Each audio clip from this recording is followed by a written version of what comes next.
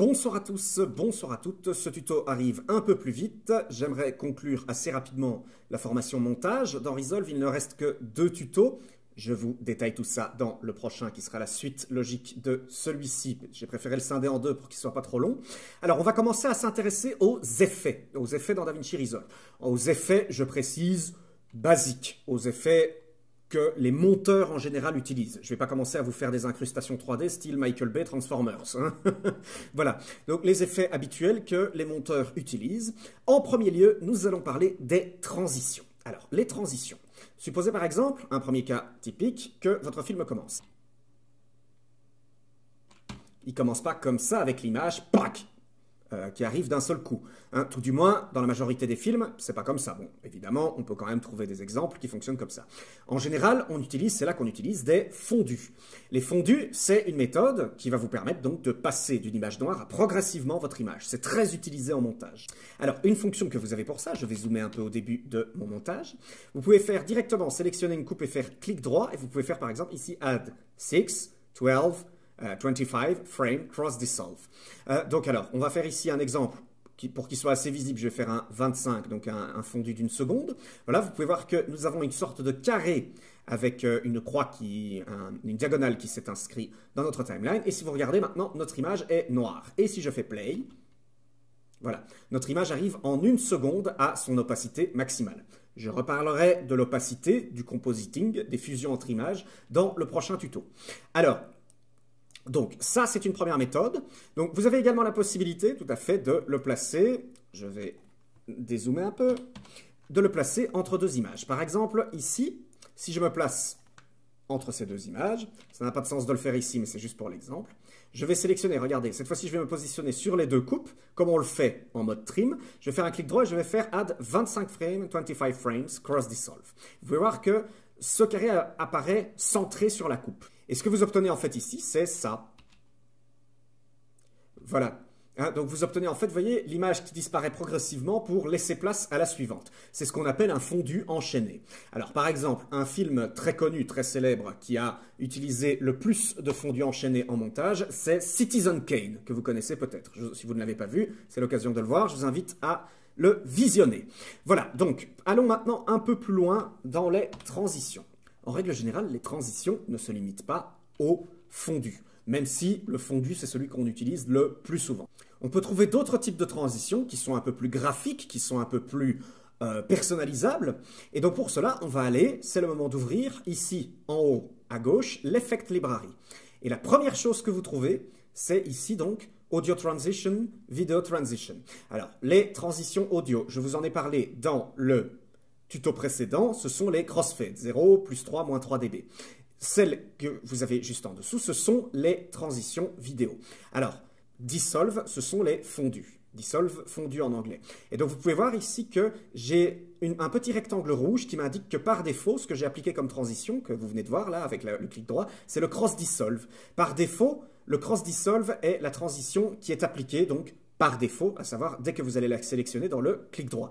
Ce que vous pouvez faire, et je vous conseille de le faire pour le son parce que je crois que, je peux me tromper, mais je crois que par défaut, dans les transitions audio, c'est le crossfade 0 dB qui est sélectionné. Je vous conseille plutôt de passer sur le 3 dB pour avoir plus facile pour votre montage son. Donc pour ça, en fait, ce que vous faites un clic droit et vous faites Set as Standard Transition. Alors, donc, comme vous voyez, on a notre cross dissolve qui est classique. Maintenant, si je veux appliquer un blur dissolve, qu'est-ce que je peux faire si je n'ai pas très envie forcément de l'appliquer par défaut comme transition, que j'utilise par défaut plus le fondu enchaîné, mais que je voudrais quand même appliquer un cross dissolve, par exemple ici, sur cette coupe-là. Eh bien c'est tout simple, vous prenez, vous cliquez, vous maintenez enfoncé et vous glissez, voilà, et vous allez, hop, l'appliquer. Voilà, et vous allez voir qu'ici on va obtenir un blur dissolve. Voilà, c'est assez joli, hein, je trouve ça assez chouette, et on peut l'utiliser pour faire quelques effets de fin, quelques effets de début. C'est assez cool, c'est assez soft comme transition, et je trouve que ça donne un bel effet, par exemple. Il y en a tout plein d'autres, donc ça, ce que je vous ai montré, c'est les fondus. Alors, transition intéressante, ceux qui montent sous Premiere Pro. Vous avez une technologie qui a été apportée par Adobe qui s'appelle le Morph Cut. À savoir, c'est une transition assez particulière, assez complexe au niveau du processeur, et qui vous permet en fait, pour vos coupes, si par exemple je fais ici une coupe directement dans le plan, que je raccourcis un peu, Je vais CTRL B encore ici, raccourcir un peu. Et donc, j'ai des sautes dans mon image. Hop. Voilà, vous voyez, j'ai des sautes. Et en fait, vous allez peut-être vous poser la question, est-ce qu'on peut retrouver le morph cut? Le morph cut, c'est donc une transition qui va permettre en fait de calculer. Il va prendre les différentes images qu'il trouve dans les différents plans, qui sont plus ou moins de Mogur, comme lorsqu'on a une interview qui est coupée, et il va faire en sorte d'adapter les images pour que la transition ait l'air douce, pour qu'il n'y ait plus de coupe, de saute comme ça. Sur Adobe Premiere, ça marche assez bien. Et ben voilà, c'est la réponse de Resolve, c'est le morph cut de Resolve, ça s'appelle le smooth cut, on peut l'essayer. Voilà. Voilà, vous avez vu, on voit plus du tout la saute.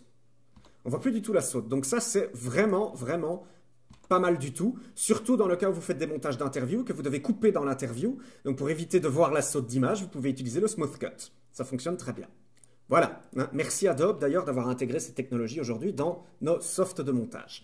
Bien, donc ça c'était pour ce qui était des fondus. Vous pouvez en trouver des autres, l'iris. Alors qu'est-ce que c'est que l'iris? Eh bien l'iris c'est une sorte de, quand vous allez faire partir vos vidéos en sorte de cercle. Donc on peut utiliser par exemple ici l'Arrow Iris, on va voir ce que ça donne. Voilà, bon, c'est très laid, c'est très laid, n'ayons pas peur de le dire, c'est très moche, voilà, mais bon, il en existe tout plein d'autres, vous en avez d'autres, des motion, des shapes, je vous invite un peu à les tester par vous-même, vous avez qu'à donc, comme pour chacune, la prendre, la glisser sur une coupe, et voir ce que ça donne sur l'image, voilà. Donc alors, la deuxième chose que je voulais vous montrer, c'est comment personnaliser les cuts d'une transition. Par exemple, on pourrait utiliser ici le Deep to Color Dissolve. Vous n'avez peut-être pas forcément envie d'obtenir un fondu enchaîné ou un fondu au noir, vous avez peut-être envie d'obtenir un fondu au blanc. Ça, c'est quelque chose qu'on utilise assez souvent en montage aussi. Ben, pour ça, on va utiliser le Deep to Color Dissolve. Je vais le positionner ici. Voilà, mais par défaut, c'est blanc. Par défaut, c'est blanc. Maintenant, vous pouvez modifier la couleur. Ça peut arriver qu'on ait envie de faire ça en montage. Donc, pour ça, on va sélectionner la transition. Vous cliquez dessus pour qu'elle apparaisse en rouge. Et vous allez aller dans... On va positionner la tête de lecture directement dessus. Et vous allez aller dans l'inspecteur. Alors, je vous ai déjà parlé de l'inspecteur dans le tuto précédent. L'inspecteur, vous allez pouvoir donc accéder à tous les réglages de la vidéo, de la transition, du plan audio que vous avez sélectionné. Vous pouvez voir ici que vous avez donc l'aspect transition qui est sélectionné. Et vous avez ici la possibilité de modifier la durée, déjà, par exemple. Ici, si vous n'avez pas envie de le faire manuellement comme ça, sur la timeline, eh ben vous pouvez le faire ici, numériquement, ou par frame. À vous de choisir. C'est plutôt pratique. Donc alors, l'alignement, est-ce qu'il est centré sur la coupe? Est-ce qu'il démarre sur la coupe? Regardez, tchac, voilà. Donc ça veut dire que le plan se termine. Et donc, il va commencer sur la coupe suivante. À vous de choisir. Donc, je vais revenir sur Center. Évidemment, End on Edit, vous savez que ça, il prend la fin du plan précédent. Donc, je vais rester sur Center on Edit. Alors, ici même, vous pouvez changer le style de transition. Si vous voulez appliquer une transition directement différente, plutôt que de supprimer, cliquer, reglisser, ici, c'est plus facile de tout de suite changer. Vous voyez? Alors, ici, vous allez avoir donc différentes options que vous placez selon la transition. Ces réglages vont changer selon la transition que vous avez placée. Je vous invite vous-même à regarder un peu, à tester, à jouer, pour voir un peu qu'est-ce que vous pouvez modifier dans votre transition. Et par exemple, ici, vous pouvez voir qu'on peut changer la couleur. Si je clique dessus, par exemple, je peux faire un fondu au bleu. Je vais faire OK, et vous pouvez voir qu'ici, j'obtiens un fondu au bleu. Par exemple, c'est un style. Je vous invite vraiment vous-même à aller tester toutes les transitions que vous voulez, à voir un petit peu tous les résultats que vous pouvez obtenir, à pratiquer. Et c'est comme ça que vous allez pouvoir voir les différents effets de transition que vous pouvez obtenir. À vous de voir, à vous de tester. Je vous invite à tester vous-même, à vous amuser avec Resolve. Un dernier mot sur les transitions qui est important. Faites attention parce qu'avec les transitions, il y a un piège que je vais vous montrer tout de suite. Je vais prendre ici un rush, peu importe lequel. Voilà, je vais prendre ici la fin. Voilà. Je ne vais pas mettre de point de sortie, je vais aller jusqu'à la fin. Voilà. Je vais prendre un autre plan, celui-ci par exemple. Je vais faire un out. Je vais ne pas mettre de point d'entrée au début. Voilà. Donc, zoomons maintenant sur les deux plans qu'on vient de mettre côte à côte. Vous le savez, il n'y a pas d'image. Le plan ne continue pas. Si je fais ici un trim, vous voyez que c'est rouge. Je ne peux pas continuer. Si je fais ici notre trim, vous voyez que je n'ai pas d'image avant. Et donc là, concernant notre transition, ça va coincer. Si je fais le cross dissolve, ça va pas marcher. Ça marche pas. Pourquoi ça ne marche pas? Tout simplement parce qu'il n'y a plus d'image. Si je fais un cross-dissolve, donc sur, regardez, je peux faire un dissolve sur la fin du plan, je peux faire un autre dissolve sur le début du plan suivant, hein, ça c'est possible. Mais je ne peux pas positionner une transition sur la coupe. Pourquoi? Parce que, vu que je n'ai plus d'image ici entre chaque, forcément, je n'ai plus aucune image pour continuer, et donc continuer sur la transition. Après, je n'ai aucune image pour démarrer sur la transition, pour avoir des images avant le plan. Si je veux avoir ma transition, il faut que je supprime des images ici, que je supprime des images là, pour que j'ai donc d'autres images, et là, tout de suite, la transition devient applicable. Faites attention, ça peut être un piège. Ça ne va pas fonctionner aussi si, par exemple, j'ai peu d'images avant la coupe. Eh bien, regardez, je vais positionner mon cross et je ne pourrai pas l'agrandir. Je peux le raccourcir, mais pas l'allonger. Pourquoi? Ici, je n'ai plus d'images sur ce plan-ci. Donc, je n'ai plus assez d'images pour démarrer la transition. Donc, faites attention, hein, faites attention à ça, ça peut être un piège. Voilà, on va maintenant s'intéresser d'un peu plus près aux générateurs. Qu'est-ce que les générateurs? Si je descends, regardez, je vais descendre ici, je reviens sur les titres juste après, je trouve en fait ce qui s'appelle des générateurs ici, generators. Alors, que sont les générateurs? Eh bien, par exemple, je vais prendre le premier, 10 step. Regardez, vous pouvez voir que ça apparaît en fait comme un plan avec une couleur magenta et un éclair dessus. Et qu'est-ce que c'est? Ben, regardez, je suis dessus. Ici, typiquement, ce sont nos barres couleurs, nos 10 barres couleurs de référence. Donc un générateur, en fait, c'est ce qui va vous générer une image particulière qui peut vous servir dans votre montage. En l'occurrence, ici, dans notre étalonnage, je vous en reparlerai quand on parlera de l'étalonnage. Donc si vous voulez référencer, vous allez envoyer cette image sur l'écran de contrôle et vous allez pouvoir calibrer votre écran de contrôle à partir de cette image de référence. Donc les générateurs apparaissent, vous le voyez, comme une vidéo, comme un plan dans votre timeline. Et vous pouvez, regardez ici, si je vais dans Inspector, accéder aux réglages de votre générateur. Par exemple, hein, ici, il n'y a que le nom. Pourquoi il n'y a que le nom? Eh ben, on va peut-être par exemple l'appeler référence. Voilà, référence. Alors pourquoi il n'y a que le nom? Parce que c'est une mire référentielle. Il n'y a pas besoin de faire aucun réglage. La seule chose que vous avez besoin, c'est vous en servir si vous désirez l'utiliser comme référence. Alors, vous pouvez, comme toute vidéo, vous allez pouvoir l'allonger, le raccourcir, le trimer, hein, le couper. Je vais faire un CTRL B, voilà, vous voyez, et le séparer. Hein, hop, voilà, comme ça. En fait, ça va fonctionner vraiment comme n'importe quel plan vidéo que vous allez gérer dans Resolve, avec une durée infinie. Voilà. Alors donc, il y a d'autres générateurs. Par exemple, supposez que vous ayez besoin de générer un dégradé. Eh ben, on va prendre ici le Grayscale. Tac. Et vous voyez qu'en fait, ici, j'ai mon classique dégradé du noir au blanc. Vous avez les color bars, les classiques couleurs qui vous servent de mire, dans votre étalonnage toujours. Un autre exemple concret de l'utilisation des générateurs, c'est supposer par exemple que vous désiriez avoir un noir. Ici par exemple dans Act, on a utilisé un noir. Alors contrairement, ceux qui sont monteurs Final Cut Pro 10 ou Media Composer savent que dans Media Composer ou dans Final Cut Pro 10, on peut manipuler un clip de vide comme on manipule un clip. C'est ce qu'on appelle le filler dans Media Composer. C'est une zone qui va se permettre de se déplacer. Exactement comme les autres plans. Ce n'est pas le cas dans Resolve. Quand vous avez un clip de vide, bah, c'est juste du vide dans la timeline. Alors, ce que vous pouvez faire justement, c'est utiliser à ce moment-là un Solid Color. Alors, le Solid Color, par exemple, ici, je vais le positionner. Qu'est-ce que c'est par défaut? Eh bien, c'est un noir. En fait, c'est un générateur de noir. Regardez, je vais le positionner ici. Et donc là, si je clique dans mon inspecteur, je vais pouvoir choisir color, ici, vous voyez, hein, ma couleur, je peux faire par exemple un bleu, si je le veux, c'est ce que vous voulez faire. Donc, mais en l'occurrence, revenons sur le noir. Nous, ce qui nous intéresse ici, justement, c'est de gérer notre dose de noir. Eh bien, comme ça se manipule comme un clip, vous allez pouvoir donc utiliser directement ici les outils de trim, hein, comme ceci, pour gérer votre noir, gérer votre longueur de noir. Vous voyez, vous allez pouvoir, hop, tac, et utiliser les timecodes du visualiseur de montage pour définir sa durée. Vous comprenez? Très utile. Je vous invite à vous-même maintenant tester les autres générateurs qui existent.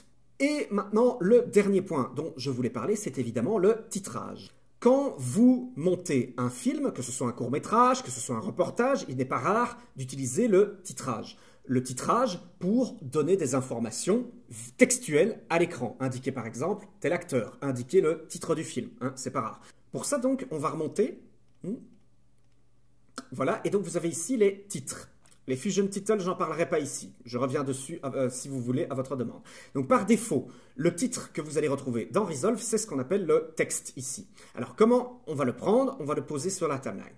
Voilà, il faut voir que ce texte apparaît title, centré simple, sur un fond noir. Chose intéressante à savoir, ce titre, c'est en fait un générateur. Il fonctionne exactement comme ce que je viens de vous montrer, les grayscale, les barres couleurs, etc.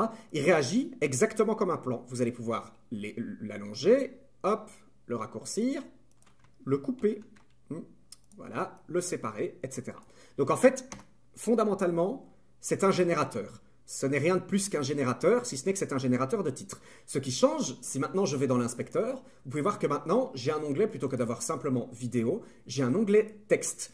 Et c'est ici, avec le texte, que vous allez modifier votre titre. On pourrait par exemple mettre le titre du film.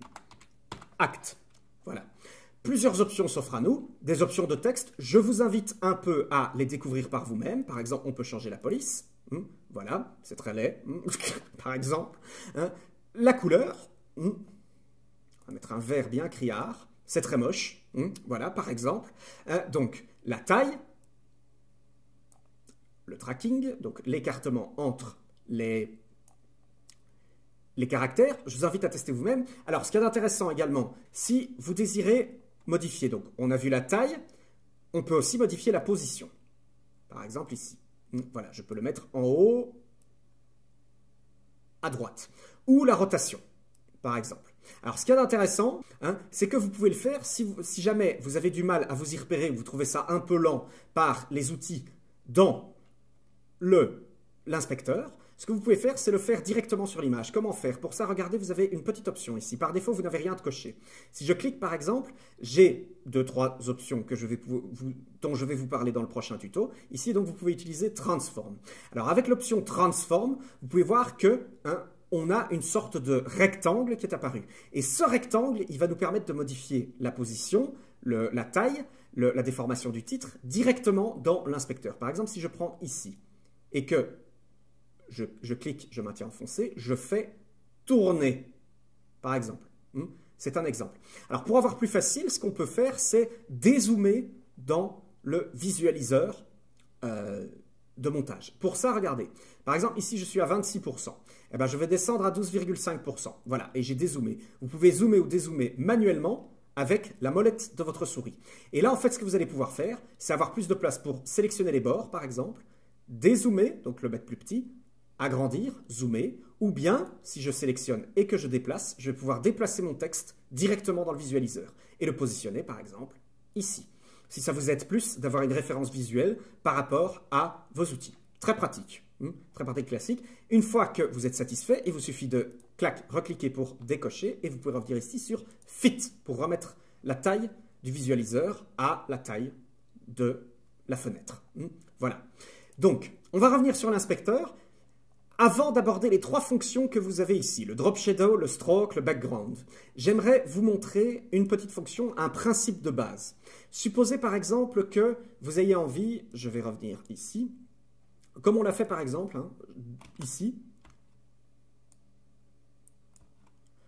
Regardez, vous pouvez voir que l'ascenseur arrive alors que le texte est toujours sur l'image. Comment est-ce que je peux faire pour mettre un texte sur une image? Je vais reprendre mon texte. Eh bien, vous pourriez être tenté de vous dire, c'est tout simple, je prends le texte et je le mets ici.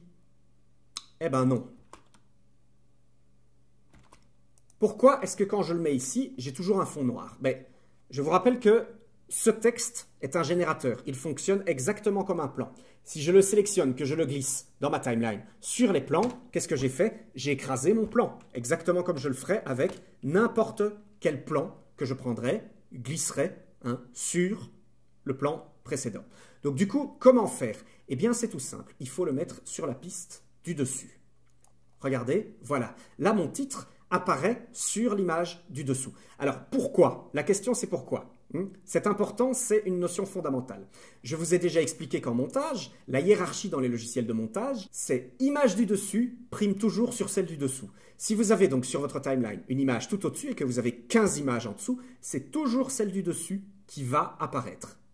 Donc forcément ici, si je place mon titre au-dessus, c'est d'abord mon titre qui apparaît. Cependant, mon titre mon générateur ici de titre, comprend ce qu'on appelle un canal alpha. Qu'est-ce que c'est qu'un canal alpha? C'est un signal de découpe.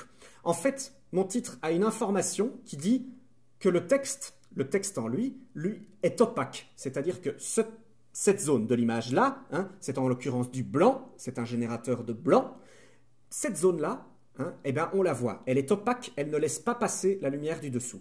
Et toute la zone autour est transparente. En fait, c'est une zone de transparence. Donc du coup, vu qu'il est au-dessus, tout ce qui est opaque, je vois d'abord mon titre. Mais vu que tout ce qui est autour est transparent, il laisse passer la vidéo du dessous. C'est un principe important à retenir en montage, en compositing. Je vais vous en parler plus activement dans le prochain tuto, dans le tuto suivant, avec la notion d'opacité de l'image. Voilà, donc ça c'est la méthode pour placer votre titre sur une image. Vous pouvez de nouveau, cliquer ici, le transformer et le positionner. Vous voyez que l'image du dessous ne change pas. Donc les options que je voulais vous montrer maintenant. Supposez par exemple que vous ayez envie d'avoir votre titre non pas sur un fond noir, mais sur un fond blanc. Et bien à ce moment-là, ce qu'on peut faire, on va utiliser la fonction background. Alors, le background, comment ça fonctionne? Déjà, nous avons une couleur. Tchac, je vais faire donc une couleur. Je vais positionner un blanc. Voilà, je fais OK. Alors, pourquoi est-ce que de base, il n'y a rien qui apparaît? Très simple. Il faut déjà lui donner une hauteur et une longueur, une largeur. Donc pour ça, je vais faire 8 ici. Voilà, je vais prendre toute mon image. Je vais faire 8 et je vais l'augmenter.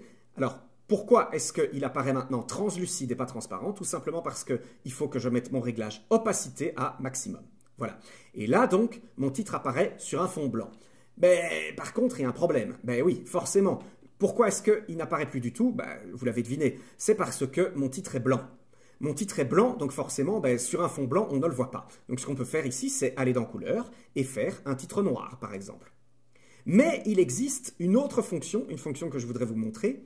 Par exemple, si vous avez un titre blanc et que vous avez une image en dessous qui est plutôt illuminée, qui est très blanche, et que vous voyez mal les lettres, eh bien, vous pouvez par exemple utiliser le stroke. Le stroke, qu'est-ce que c'est? Regardez, je vais faire couleur ici, je vais la mettre noire. Je vais faire OK. Size, pour l'instant, elle est à 0, je vais monter la size. Et là, vous voyez, qu'est-ce qui apparaît? Hop, votre titre. En fait, le stroke, c'est une ligne qui va se mettre autour de votre texte.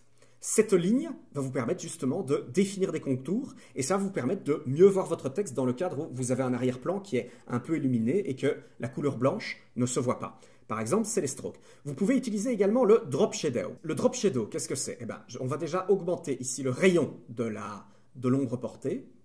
Voilà. Vous voyez, elle commence à apparaître. En fait, qu'est-ce qui se passe? Là, je suis en train de créer une ombre portée à mon texte. Ça peut vous donner des effets assez jolis. J'utilise cette fonction assez souvent. Alors, on voit quand même très peu le texte d'origine, donc je vais quand même mettre une légère, très légère, un très léger contour. Voilà. Ça vous donne un peu une sensation comme ça de 3D, comme si le texte était devant un arrière-plan. C'est assez chouette. J'aime beaucoup utiliser cet effet. J'ai encore augmenté la ligne. 0. Voilà. Donc, ça vous permet vraiment de donner ce petit effet de profondeur qui est assez chouette. Voilà. Maintenant, je vais vous parler d'une dernière chose. Il existe d'autres types de textes. Je ne vais pas parcourir ici tous les textes qui existent. En revanche, ce qui arrive souvent, à la fin d'un montage, à la fin d'une vidéo, c'est de faire un générique défilant. Par défaut, vous avez ce qui s'appelle le scroll. Alors, regardez, je vais vous montrer le scroll. Voilà, par défaut, il arrive comme ça. Et ce que vous pouvez faire tout simplement, vous allez dans l'inspecteur et vous pouvez directement donc faire par exemple votre générique défilant.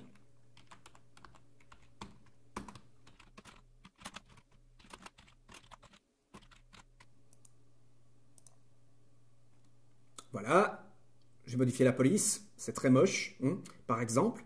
Voilà, et donc, regardez, donc, vous allez avoir donc ici un générique défilant. Qu'est-ce qui va déterminer la vitesse de votre défilement? C'est évidemment la longueur. Vous allez voir qu'ici, si j'allonge, vous allez voir que le texte va défiler beaucoup moins rapidement. Voilà, par exemple. Donc, c'est un exemple. Vous pouvez évidemment, encore une fois, je vous invite à jouer avec les options que vous avez dans l'inspecteur pour voir un peu ce que vous pouvez faire comme générique défilant. Et je vais conclure cette vidéo en faisant un petit clin d'œil à quelqu'un en parlant justement d'un générique défilant. Si vous désirez avoir un générique défilant plus personnalisable, par exemple sur 2 colonnes, ce qui se fait beaucoup en fiction, etc., eh bien, par défaut, il n'y a pas d'option dans Resolve, mais il y a une personne je veux parler de Sébastien Piconnier, ici, qui nous a proposé gratuitement un générateur Fusion à intégrer dans Resolve. Je l'ai installé, il est ici. Voilà, End Credit, c'est celui-ci. Vous pouvez l'essayer. Voilà, vous pouvez voir ici l'exemple. Voilà, c'est très bien fait, c'est super, beaucoup plus pratique, il y a beaucoup plus d'options. Vous pouvez voir qu'il y a beaucoup plus d'options.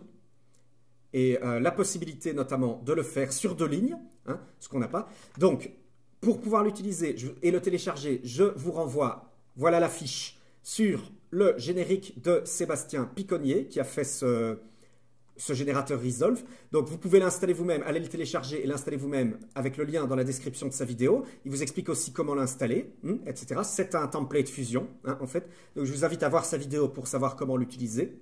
Voilà, donc merci Sébastien, il fallait que je te fasse ce petit clin d'œil. Et voilà, donc je crois que ici, vous avez tous les outils qui vous permettent de faire vos titres, vos transitions, gérer vos générateurs dans Resolve.